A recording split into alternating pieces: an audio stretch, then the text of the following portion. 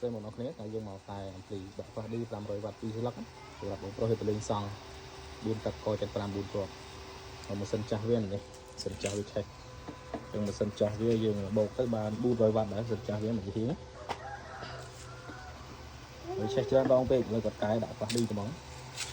ដាក់500វ៉ាត់2ស្លឹកដុំនេះយើងរុំភ្លើងតម្រូវរបស់ខ្លះឌីនេះបើអត់រុះទេភ្លើងអត់ល្អសលេងចឹងអត់ល្អទេវាដាច់ចឹងយើងរុះតម្រូវខ្លះឌីឲ្យវាវិញស្អាតឥឡូវនេះទូចូលហើយ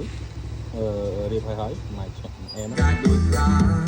បើមិនទៅយកប្តីរឿងមិននេះបងស្រីគឺមិនចង់ស្រីរកអ្នកណា